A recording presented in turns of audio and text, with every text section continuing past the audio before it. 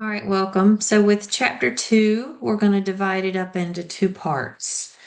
Part 1 is where we're going to talk about the health record as far as the types of charting methods, the different types of components within a health record, and the different types of health records and so forth.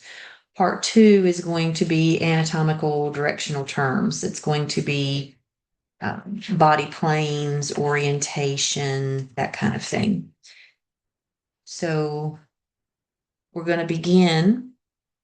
And this is your electronic textbook, by the way, if you wanted to kind of follow along. So when we're looking at the health record, okay, medical records save lives every day. They are a legal document. They are critical in overall patient care. They used to be the old-timey pen and paper. Nowadays, everyone is using what we call electronic health records or EHRs. And but the format of them is still very similar. Okay. Your health record is, or the patient's health record, which you are learning medical terminology for in order to be able to document in a health record, is their roadmap to their health history, their past medical history, their treatment, their medications. What are we going to do to help them feel better? Okay. They are used in every part of the healthcare process. So they are indispensable. And that's why we're going to spend chapter 2 talking about them. So when people document in the medical record, they share a similar format. Okay. And as you see here, I'm going to try it a little differently. This one, I'm going to use your online textbook instead of those slides. The slides are a little boring, so I thought I would jazz it up a little bit.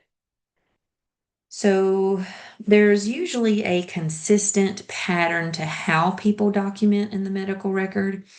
And that and this similar format helps to provide clarity and a more logical approach to organizing the large amount of data that is needed in a patient's health record.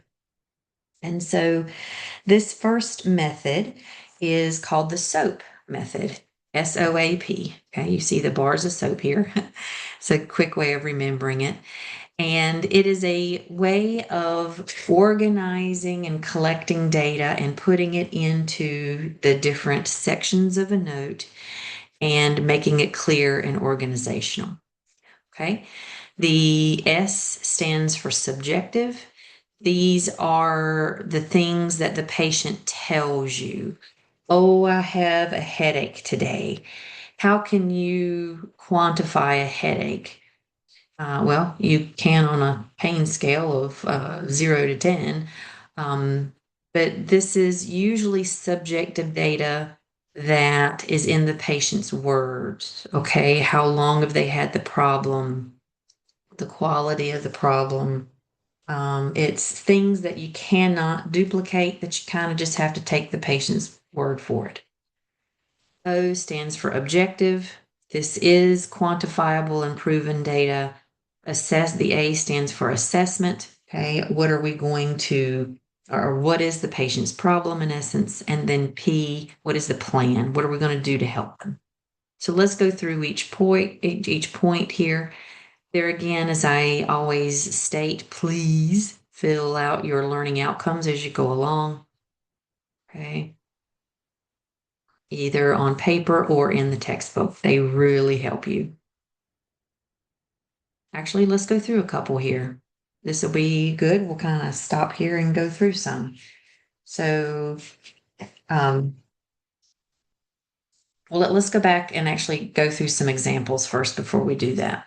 Okay, you can now tell me what the SOAP stands for. But let's go through the different types first. Okay, or some more examples.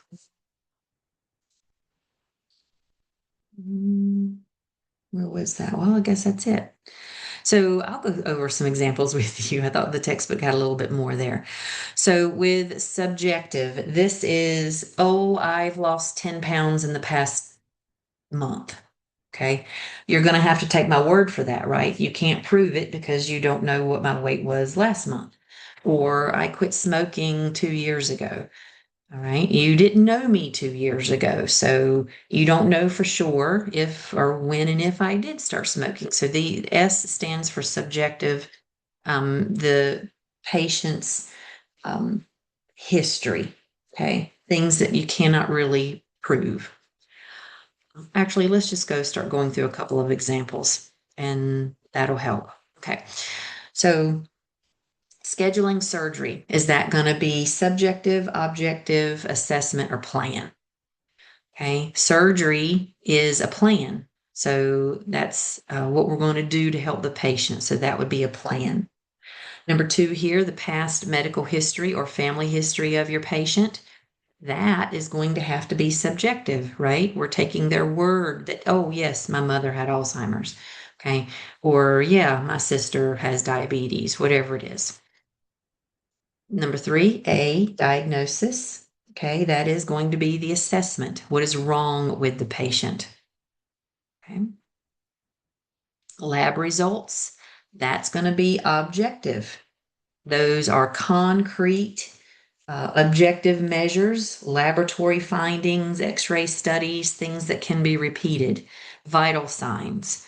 Okay, I can take your blood pressure and turn around, and your classmate can take your blood pressure, and we both get the same results. Those are repeated objective measures.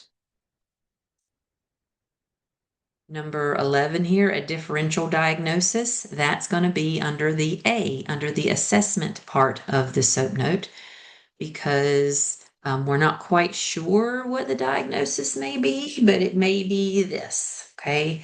So a differential diagnosis is where we're not definite, but we think it may be this, this, and this. All right. So make sure you go through your learning exercises there. The next part here deals with the types of health records. And you see here an example of health records, all of these codes and numbers and medical billing and things. Those of you who are your medical billing and coders, all of these numbers will mean something, and charting formats will all mean something. But here, as far as the different types of health records, there are different components within a health record. Okay. Now that we understand the SOAP note format, how a note is written, these are some of the components that may also go within the note. So the chief complaint, abbreviated CC, this is the main reason why the victims, or excuse me, the patient's coming in. I have a stomachache today, or oh, my tooth hurts. What is their chief complaint? History of a present illness. Okay, this is the story of this patient's problem. When did it start? How long have you had it? When is it worse? Type thing. Review of body systems.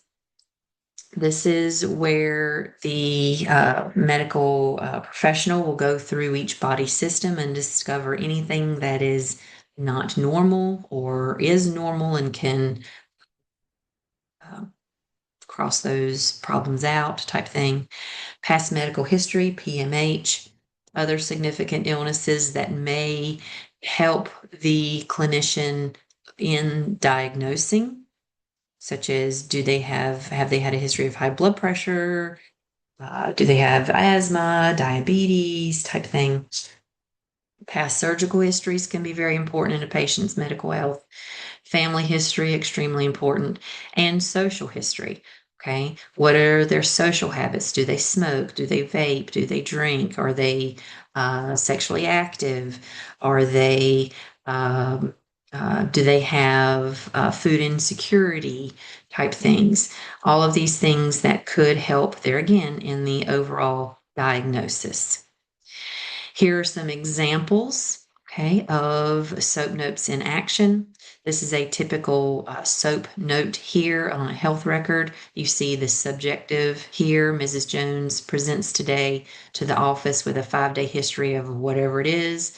She also reports whatever it is. She denies this and has family history of that. Okay, so you see a little bit of family history component here. The objective, these are your vital signs. This is the physical review of systems here. The assess and lab results, okay, radiology, x-ray would go here. Assessment, what is wrong with the patient? Plan, what are we going to do to them or for them to help them? This is an example of an emergency department note.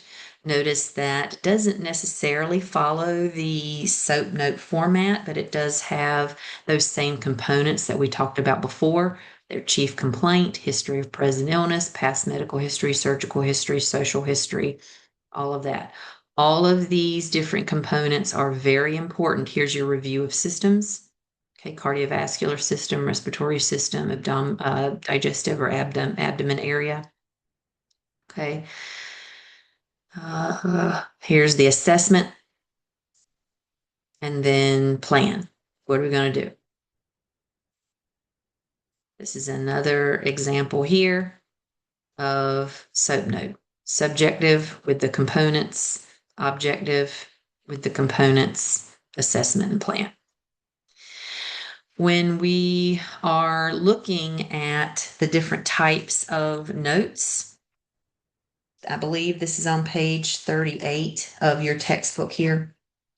Make sure you spend a little bit of time here reviewing the different types of notes. You have clinic notes, consult notes, a clinic note, and it tells you who usually writes that particular note, the purpose of it, and somewhat the format. Now, I am a clinical dietitian by trade, so my notes when I was in clinical practice on the floor of the hospital, I did mostly follow the SOAP format.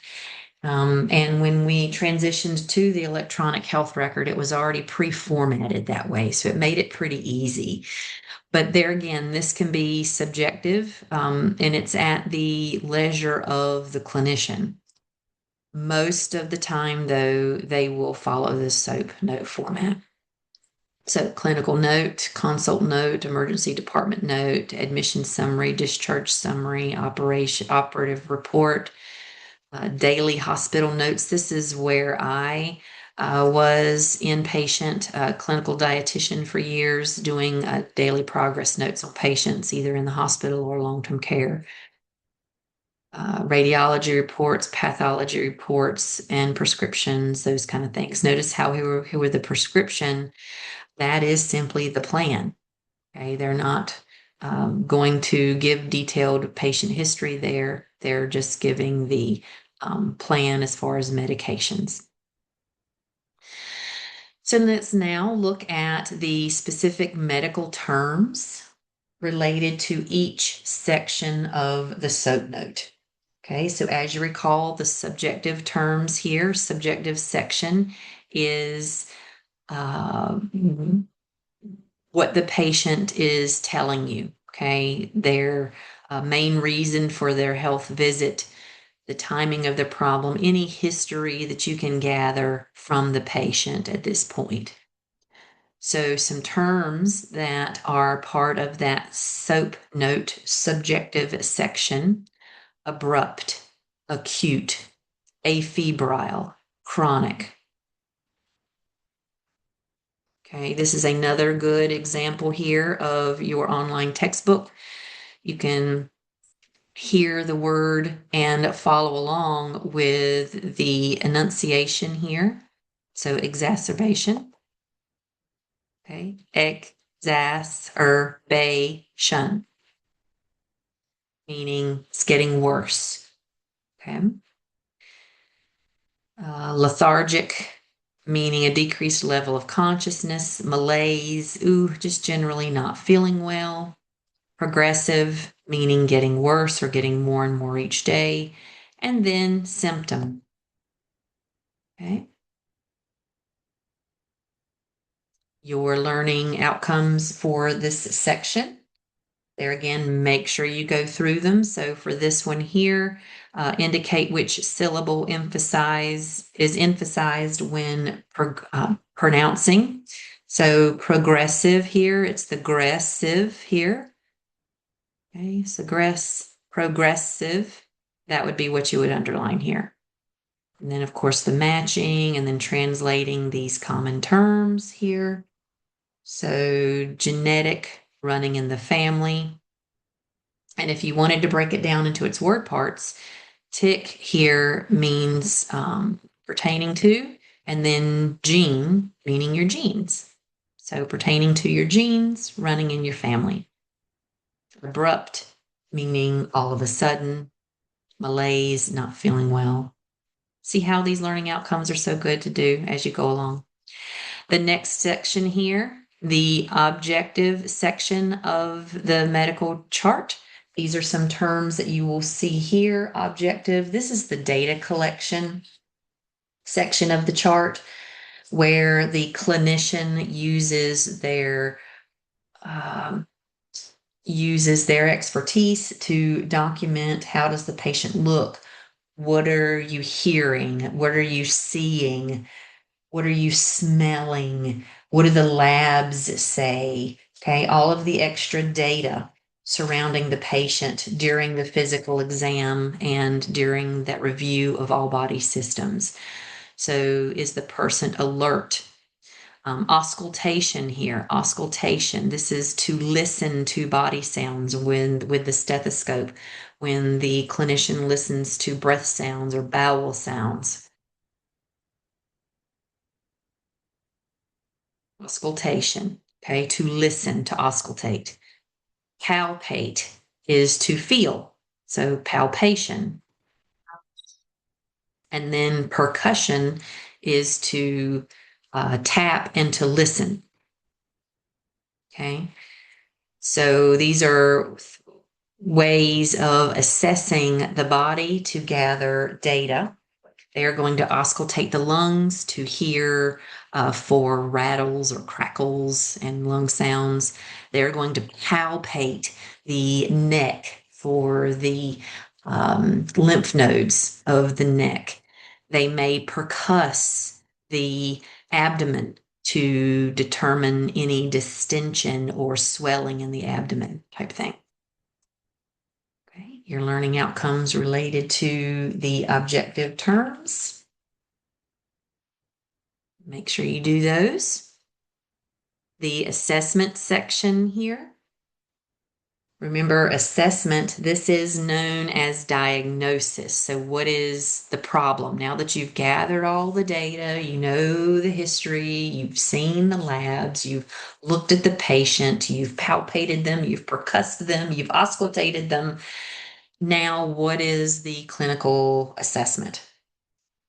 It's time to put all that together and come up with a conclusion. So, some terms related to that. What is your impression? What is your diagnosis? Differential diagnosis? These terms, benign and malignant, you've heard those quite frequently with cancer, meaning is the lesion or abnormality, is it safe and non-cancerous, or is it malignant and possibly cancerous? Okay. Degeneration, remission, idiopathic,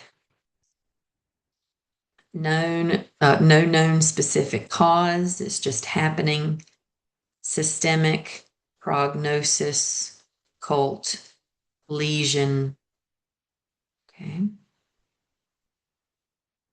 sequela, morbidity, mortality.